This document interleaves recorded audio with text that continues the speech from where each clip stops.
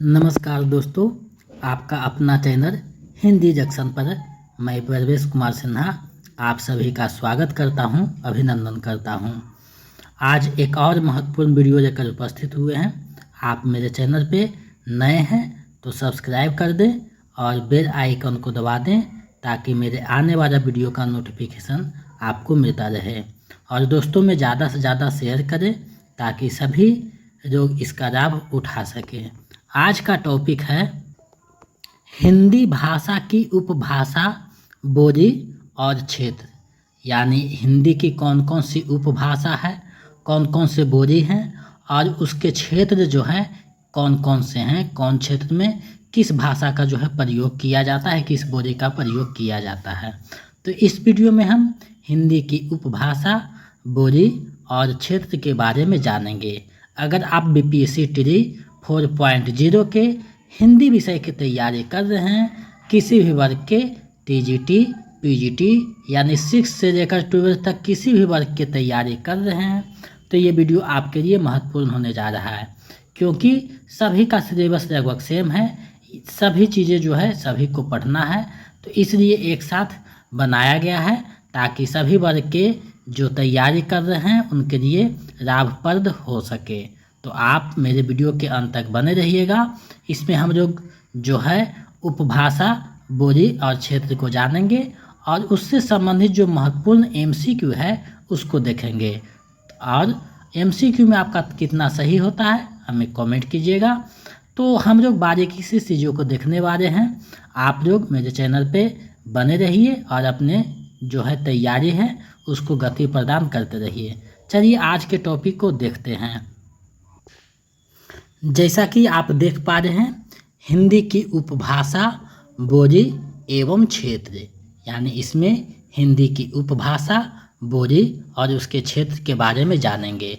अगर आप 4.0 BPSC tree 4.0 का तैयारी कर रहे हैं और उसका नोट्स और प्रैक्टिस सेट पाना चाहते हैं तो हमारे नंबर 7261815307 पे 249 रुपया किसी भी माध्यम से पेमेंट कर दीजिए। गूगल पे, फ़ोनपे, पेटीएम और उसका स्क्रीनशॉट इसी नंबर पे हमें व्हाट्सएप कर दीजिए तो हम आपको उपलब्ध करवा देंगे। अगर आप स्टेट पेपर 2 का तैयारी कर रहे हैं तो इसी नंबर पे 199 रुपया पेमेंट करके स्क्रीनशॉट भेज दीजिए तो आपको चीज़ें उपलब्ध करवा दी जाएगी। मेरे नोट्स और प्रैक्टिस सेट अगर आप रखते हैं तो अलग से कोई भी पुस्तक पढ़ने की आवश्यकता नहीं है। हिंदी का 80 नंबर का संपूर्ण तैयारी आपको यहाँ करवा दिया जाएगा। तो चलिए आगे बढ़ते हैं, देखते हैं चीज़ें को। जिसके माध्यम से मानव अपने भावों एवं विचारों को एक दूसरे के समक्ष आदान प्रदान करता है उसे भाषा कहते हैं। यानी भाषा क्या है इसका परिभाषा यहाँ समझ में आया। भाषा वैज्ञानिक भाषा और बोली के बीच एक और वर्ग स्वीकारते हैं जिसे उपभाषा कहते हैं। ये मोटा मोटी चीज़ें थी जो जानना जरूरी है। अब हिंदी भाषा के बारे में जानते हैं। हिंदी भाषा का वर्गीकरण 5 उपभाषाओं में किया जाता है। इन 5 उपभाषाओं तथा बोलियों को आरेख से समझ सकते हैं। अब यहाँ से प्रश्न पूछा गया था पिछले बार कि हिंदी के कितने उपभाषा हैं, तो 5 उपभाषा हैं। यहाँ देखिए अपभ्रंश है, ये भी समझिए। यहाँ उपभाषा है, यहाँ बोली है। अब देखिए सौरसेनी अपभ्रंश से राजस्थानी हिंदी, पहाड़ी हिंदी और पश्चिमी हिंदी तीनों का उदय हुआ है। अब यह पूछ देगा कि पश्चिमी हिंदी का उदय किससे हुआ, तो सौरसेनी से हुआ। पहाड़ी हिंदी का किससे हुआ, तो सौरसेनी से हुआ। राजस्थानी हिंदी का सौरसेनी से हुआ। अब राजस्थानी हिंदी के जो है 4 बोली है, मरवाड़ी, मारवी, मेवाती, जयपुरी या ढूंढानी। पहाड़ी हिंदी के 3 हैं, कुमायूनी, गढ़वाली और नेपाली। पश्चिमी हिंदी के जो बोली हैं वो 5 हैं, ब्रजभाषा, कनौजी, बुंदेली, खड़ी बोली या कोरबी और हरियाणवी। अब देखिए अर्धमागधी अपभ्रंश से जो है पूर्वी हिंदी का विकास हुआ। इसके 3 बोली हैं, अवधी, बघेरी और छत्तीसगढ़ी। और मागधी से जो है बिहारी हिंदी का विकास हुआ है जिसमें मैथिली, मगही और भोजपुरी है। तो यहाँ सबसे बड़ी बात है कि बिहारी हिंदी का प्रश्न बार बार पूछा जाता है, तो इसको आप लोग ध्यान में रखिएगा। अब जो है हम लोग आगे बढ़ते हैं, एक एक चीज़ों को बारीकी से देखते हैं। यहाँ देखिए राजस्थानी हिंदी है, राजस्थानी हिंदी के जो बोली हैं उसको हम लोग देखते हैं। राजस्थानी हिंदी उपभाषा के अंतर्गत 4 बोलियाँ आती है, जिसमें मड़वारी है, मेवाती है, मालवी है और जयपुरी या ढूंढानी है। अब बारीकी से जो है सभी बोलियों को देखेंगे, उसके बारे में जानेंगे। अगर आप वीडियो को देख रहे हैं तो ज़्यादा से ज़्यादा शेयर करें ताकि सभी लोग इसका लाभ उठा सके और हमें एक मोटिवेशन मिल सके। मड़वारी में जो आता है वो पुरानी मड़वारी को ही डिंगर कहा जाता है। यह राजस्थानी का प्रमुख बोली है। मीरा के पद कहीं कहीं मड़वारी में भी हैं। इसका क्षेत्र है जोधपुर, अजमेर, मेवाड़, बीकानेर, उदयपुर, बाड़मेर आदि। तो देखिए क्षेत्र पूछ लिया जाता है कि मड़वारी किस क्षेत्र में पूछा जाता है, तो इतना आपको ध्यान में रखना है, यहाँ से प्रश्न पूछे जाते हैं। आगे बढ़ते हैं तो मेवाती आता है। मेवाती बोली मव जाति के निवास स्थान मेवात क्षेत्र की बोली है। इसका क्षेत्र है अरबर, गुड़गांव, भरतपुर आदि। उसके बाद मारवी आता है। लंबे समय तक उज्जैन के आसपास का क्षेत्र मारव या मारवा के नाम से प्रसिद्ध रहा। इस कारण यहाँ की बोली को मारवी कहते हैं। इसका क्षेत्र है उज्जैन, इंदौर, देवास, भोपाल, होशंगाबाद, प्रतापगढ़ आदि। तो ये जो है मालवी का क्षेत्र है। आगे जब बढ़ते हैं तो राजस्थानी का अंतिम है जयपुरी या ढूंढानी बोली है। तो जयपुर का पुराना नाम ढूंढान है, इस कारण से जयपुरी को ढूंढानी भी कहते हैं। इसका क्षेत्र है कोटा, बूंदी, बारम, हरौती, झालावाड़ आदि। तो ये जो है जयपुरी के संबंध में था। अब जो है पहाड़ी के संबंध में देखते हैं, पहाड़ी हिंदी में कौन कौन सी बोलियां आती है। तो पहाड़ी हिंदी के अंतर्गत 3 बोलियां आती है, कुमाऊनी, गढ़वाली और नेपाली। अब कुमाऊनी को समझते हैं। नैनीताल अड़मोड़ा के क्षेत्र का पारंपरिक नाम कुर्मांचल है, जिसे कुमाऊँ कहते हैं। इसकी बोली कुमाऊनी है। इसका क्षेत्र है नैनीताल, अड़मोड़ा और पिथौरागढ़। अब देखिए अड़मोड़ा आप लोग पढ़ रहे हैं तो आपके दिमाग में एक प्रश्न आना चाहिए। अड़मोड़ा में जो है एक बहुत ही प्रसिद्ध कवि का जन्म हुआ था, जिसे प्रकृति का सुकुमार कवि कहा जाता है। आप जो कमेंट करके बताइए वे कवि का क्या नाम है जिसे प्रकृति का सुकुमार कवि कहा जाता है। उनका जन्म अड़मोड़ा में हुआ था, ये आपको ध्यान में रखना है। चलिए आगे बढ़ते हैं। गढ़वाली 52 गढ़ियों में बटे होने के कारण केदारनाथ क्षेत्र को गढ़वाल कहा जाता है और यहाँ की बोली को गढ़वाली कहा जाती है।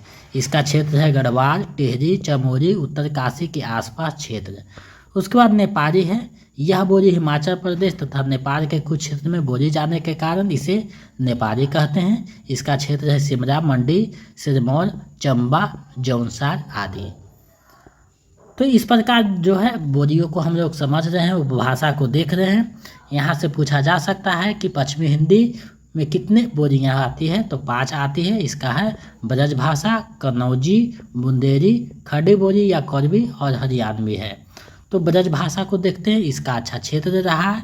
पशुपालन की अधिकता के कारण इस क्षेत्र ब्रज कहलाया और इसकी बोली जो है ब्रज भाषा कहलाती है। इस बोली का आरंभिक रूप आदिकालीन साहित्य में पिंगर तथा मध्यकाल में भाखा नाम से मिलता है। बंगाली कवि ईश्वर गुप्त ने इसके लिए ब्रजबोली शब्द का प्रयोग किया है। इसका क्षेत्र है मथुरा, आगरा, अलीगढ़, एटा, बदायूं, बरेली, ग्वालियर, भरतपुर, करौली, धौलपुर आदि। उसके बाद जो है आगे बढ़ते हैं तो कनौजी आता है। कनौजी शब्द संस्कृत के कन्याकुब्ज से विकसित हुआ है। कन्याकुब्ज ब्राह्मण होते हैं, संस्कृत के शब्द हैं। कुछ विद्वान कनौजी को ब्रज भाषा का ही रूप मानते हैं। इसका क्षेत्र है कानपुर, हरदोई, इटावा, शाहजहांपुर आदि। तो ये जो है कनौजी का था। अब बुंदेली का आता है। बुंदेलखंड की बोली को बुंदेली कहा जाता है। आधा इसका एक प्रसिद्ध लोक गाथा है। इसका क्षेत्र है झांसी, जालौन, बांदा, छतरपुर, ओरछा आदि। उसके बाद आता है खड़ी बोली या कोरबी। खड़ी बोली को दूसरा नाम कोरबी है। कोरबी का प्रयोग राहुल सांकृत्यायन ने किया था। इसका क्षेत्र है मेरठ, बिजनौर, अम्बाला, पटियाला, देहरादून आदि। तो ये जो है खड़ी बोली का था और खड़ी बोली का ही जो है हिंदी रूप में माना गया है, खड़ी पाई को है, ये आपको ध्यान में रखना है। हरियाणवी आता है, इसका मूल संबंध हरियाणा राज्य से है। ग्रियर्सन ने इसे बांगरू कहा है, इसे जाटू भी कहा जाता है। इसका क्षेत्र है दिल्ली, कुरुक्षेत्र, करनाल, हिसार, रोहतक। अब देखिए यहाँ से समझ आपको पता चल रहा होगा कि हरियाणवी को बांगरू कहा जाता है। प्रश्न पूछेगा कि हरियाणवी को किसने बांगरू सब भाषा कहा है, तो ग्रियर्सन ने कहा। ये आपको ध्यान में रखना है। अब जो आगे बढ़ते हैं तो पूर्वी हिंदी आता है। पूर्वी हिंदी में जो है 3 भाषाएं आती है, 3 बोलियां आती है, अवधी, बघेली और छत्तीसगढ़ी। अवधी अवध का क्षेत्र है, वह अयोध्या का तद्भव रूप है। इस बोली के लिए कोसरी और बैसवारी शब्दों का भी प्रयोग होता है, यानी अवधी शब्द के लिए कोसरी और बैसवारी का प्रयोग होता है। इसका जो क्षेत्र है वो अयोध्या, लखनऊ, मिर्ज़ापुर, जौनपुर, इलाहाबाद, रायबरेली है। उसके बाद जो है बघेली आता है। बघेली को हम लोग देखते हैं। रीवा के आसपास के क्षेत्र बघेलखंड कहलाया और वहाँ की बोली को बघेली कहा गया। अवधी और बघेली में काफ़ी समानता होती है। इसका क्षेत्र है जबलपुर, रीवा और मुंडारा। उसके बाद जो है छत्तीसगढ़ी आता है। छत्तीसगढ़ बोली का संबंध छत्तीसगढ़ राज्य से है। यहाँ की राज्य भाषा है ये छत्तीसगढ़ी जो है छत्तीसगढ़ की राजभाषा है। छत्तीसगढ़ी को ररिया और खरटाही भी कहते हैं। इसका क्षेत्र है बिलासपुर, रायगढ़, दुर्ग, रायपुर, नंदगांव आदि। तो ये जो है छत्तीसगढ़ी के बारे में था। अब जो है अपना बिहारी हिंदी आता है, जिसको हम लोग बारीकी से देखते हैं, क्योंकि बिहारी हिंदी से प्रश्न ज़्यादा पूछे जाते हैं। तो बिहारी हिंदी में जो है बिहारी हिंदी का संबंध बिहार राज्य से है। इसका 3 बोलियां हैं, मैथिली, मगही, भोजपुरी, यानी मैथिली, मगही और भोजपुरी 3 जो है बोली हैं। मैथिली को देखते हैं तो मिथिला क्षेत्र की बोली को मैथिली कहा जाता है। मैथिली संविधान की 8वीं अनुसूची में भी शामिल है। इसका क्षेत्र है दरभंगा, पूर्णिया, मुंगेर और पूर्वी चंपारण। तो ये मैथिली के संबंध में था। बिहारी हिंदी का एकमात्र बोली है मैथिली, जिसे संविधान के 8वीं अनुसूची में स्थान मिला था। ये आपको ध्यान में रखना है। आगे बढ़ते हैं तो मगही आता है। मगही का अर्थ है मगध की भाषा। इसमें गोपीचंद और रोरिक के लोकगीत प्रसिद्ध हैं। इसका क्षेत्र है पटना, गया, जहानाबाद, नवादा, नालंदा, जमुई, शेखपुरा, भागलपुर, पलामू, हजारीबाग आदि। तो ये मगही का क्षेत्र है। आगे बढ़ते हैं तो भोजपुरी आता है। इसको देखते हैं। बिहारी हिंदी का सर्वाधिक बोली जाने वाली बोली भोजपुरी है। भारत के बाहर भी मॉरिशस, फिजी आदि देशों में यह अत्यधिक प्रचलित है। भिखारी ठाकुर को भोजपुरी का शेक्सपियर कहा जाता है। इसका क्षेत्र छपरा, सिवान, वाराणसी, देवरिया, बलिया, आजमगढ़, भोजपुर, बहुआ, रोहतास, सासाराम।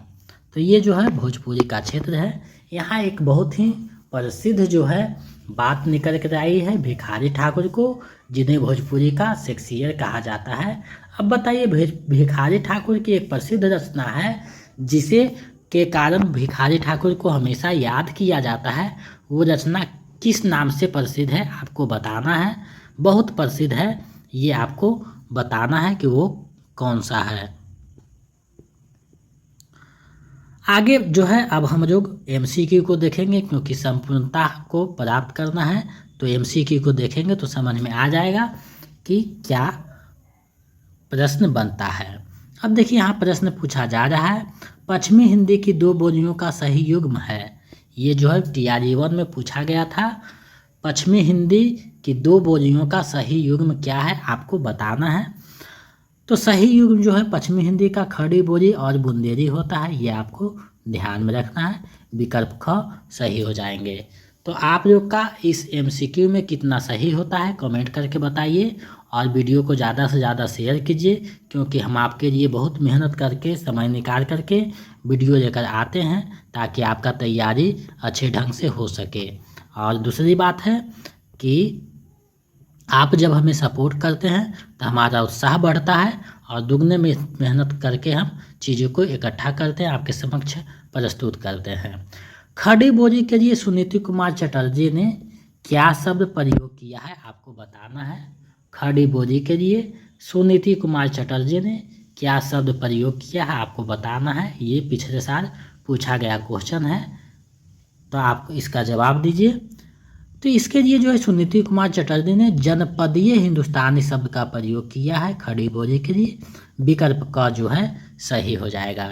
इसी तरह जो है प्रश्न पूछा जाता है, आपको फंसाया जाता है, उलझाया जाता है शब्दों में, तो आपको इससे बचना है और चीज़ों को देखना है। चलिए आगे बढ़ते हैं, आगे क्या कहता है उसको देखते हैं। बिहारी उपभाषा वर्ग के अंतर्गत कौन सी बोली आती है, यानी बिहारी हिंदी उपभाषा के अंतर्गत कौन सी बोली आते हैं आपको बताना है।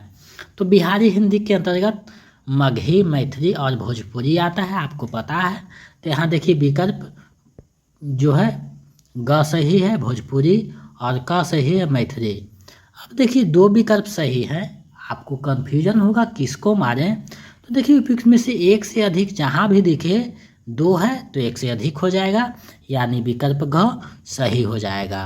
तो 5 विकल्प में इसी तरह जो है आपको फंसाता है, तो विकल्पों को सही से देखिए और जो है आंसर को टिक कीजिए, क्योंकि जल्दी जल्दी में आप लोग जो है चीज़ें को गलत करके चले आते हैं और बाद में अफसोस करते हैं। तो प्रश्न को अच्छे से पढ़िए, एक बार नहीं तो 2 बार पढ़िए, 3 बार पढ़िए और समझ लीजिए, उसके बाद आपको टिक करना है, गोला भरना है। क्योंकि जल्दी जल्दी में आप लोग चीज़ें को गलत कर देते हैं तो बाद में आपका 1-2 नंबर से मेरिट रुक जाता है, तो बहुत अफसोस होता है। तो उससे आपको बचना है, समझ बूझ कर काम लेना होगा। तो 5 विकल्पों में उलझना नहीं है। अगला प्रश्न है अर्धमागधी अपभ्रंश से विकसित बोली कौन सी है। अर्धमागधी अपभ्रंश से विकसित बोली कौन सी है आपको बताना है। अर्धमागधी से जो है किस बोली का विकास हुआ है। तो अर्धमागधी से जो है पूर्वी हिंदी का विकास हुआ है, जिसमें बघेरी आता है बोली, यानी विकल्प ख सही हो जाएगा। आपको समझ में आ रहा होगा कि कैसे प्रश्न पूछता है।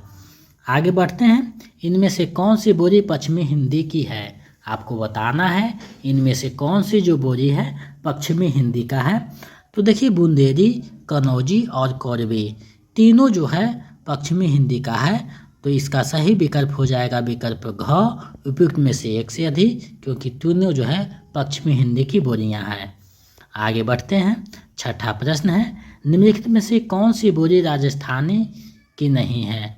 राजस्थानी हिंदी का कौन सी नहीं है आपको बताना है। तो देखिए आप जब ध्यान से देखिएगा तो चीज़ें समझ में आ रहा है। मेवाती तो है, मालवी भी है, लेकिन मंडियारी नहीं है।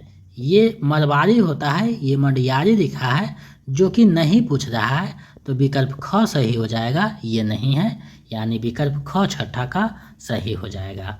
आगे बढ़ते हैं। अगले प्रश्न को देखते हैं। वीडियो को ज़्यादा से ज़्यादा शेयर करते रहिए, ताकि जो है हमें एक मोटिवेशन और उत्साह मिलता रहे। इनमें से कौन सी सुमेलित नहीं है आपको बताना है कि कौन सा जो है सुमेलित नहीं है।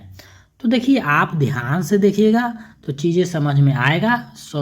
कौन सा सुमेलित है ये पूछा गया है। तो अवधी जो है मिर्ज़ापुर में बोला जाता है, बिल्कुल सही है। ब्रज भाषा जो है आगरा में बोला जाता है, ये भी सही है। भोजपुरी पटना में बोला जाता है। तो भोजपुरी देखिए पटना में तो मगही चलता है, लेकिन कहीं कहीं कुछ लोग भोजपुरी का भी इस्तेमाल करते हैं। तो 2 विकल्प तो आपका सही है, क और ख। तो देखिए सतमा का 2 अगर सही है तो उपयुक्त में से एक से अधिक हो जाएगा, यानी विकल्प घ सही हो जाएगा। तो इस प्रकार आपको उलझाने वाला प्रश्न मिलेगा, तो इसका आदत अभी से ही डाल दीजिए। हिंदी के किस बोली को जॉर्ज ग्रियर्सन ने बांगड़ू कहा है आपको बताना है। वो कौन सी बोली है जिसे ग्रियर्सन बांगड़ू कहते हैं। तो उस बोली का जो नाम है वो आप देख पा रहे हैं, हरियाणवी है, विकल्प ख सही हो जाएगा। चलिए आगे बढ़ते हैं। भिखारी ठाकुर को किस बिहारी बोली का शेक्सपियर कहा जाता है, यानी भिखारी ठाकुर को किस बिहारी बोली का शेक्सपियर कहा जाता है आपको बताना है। तो भोजपुरी का जो है शेक्सपियर कहा जाता है, विकल्प ग सही हो जाएगा। आगे बढ़ते हैं। अड़मोड़ा का संबंध किस भाषा से, यानी अड़मोड़ा जो जगह है उसका संबंध किस भाषा से आपको बताना है। इस वीडियो का अंतिम और 10वां प्रश्न है, आप जवाब दीजिए। तो देखिए अड़मोड़ा का संबंध जो है कुमाऊनी से है, यानी विकल्प ख सही हो जाएगा। और अल्मोड़ा में जो है प्रकृति के सुकुमार कवि का जन्मभूमि भी रहा है। तो आप बताइए कि उनका क्या नाम है, प्रकृति के सुकुमार कवि कहा जाता है। तो 10 प्रश्न आपके समक्ष प्रस्तुत किया गया है, इसमें आपका कितना सही हुआ है कमेंट करके बताइए और वीडियो को ज़्यादा से ज़्यादा शेयर कीजिए। चैनल पर नए हैं तो सब्सक्राइब करके बेल आइकन को दबा दें ताकि मेरे आने वाले वीडियो का नोटिफिकेशन आपको मिलता रहे और दोस्तों में ज़्यादा से ज़्यादा शेयर करें। अगर आप BPSC 4.0 हिंदी विषय का तैयारी कर रहे हैं और नोट्स और प्रैक्टिस सेट पाना चाहते हैं तो हमारे नंबर 72 61 81 53 060 पे जो है आपको 249 रुपया पेमेंट करके इसी नंबर पे जो है स्क्रीनशॉट व्हाट्सएप कर देना है, तो हम इधर से आपको नोट्स और प्रैक्टिस सेट उपलब्ध करवा देंगे। अगर आप स्टेट पेपर 2 का तैयारी कर रहे हैं हिंदी विषय का तो इसी नंबर पे 199 रुपया पेमेंट करके भेज दीजिए स्क्रीनशॉट, तो नोट्स और प्रैक्टिस सेट उपलब्ध करवा देंगे। अगर आप स्टेट पेपर 1 का तैयारी कर रहे हैं तो हमारे टेलीग्राम चैनल का वीडियो में डिस्क्रिप्शन में दिया हुआ है लिंक, वहाँ जुड़ करके आप चीज़ें को देख लीजिए। और टेलीग्राम पे आप अगर जुड़ते हैं तो आपको सूचनाएं वहाँ दी जाएगी, तो आप वहाँ जुड़ करके अपनी तैयारी को बेहतर कर सकते हैं। तो मेरे साथ इतना देर तक बने रहने के लिए बहुत बहुत धन्यवाद। हम आशा करते हैं कि ये वीडियो आपके लिए कारगर साबित होगा, तो आप जो है इसका फ़ायदा उठाइए और जो है अपने तैयारी को गति प्रदान कीजिए। मिलते हैं एक नए वीडियो में। बहुत बहुत धन्यवाद।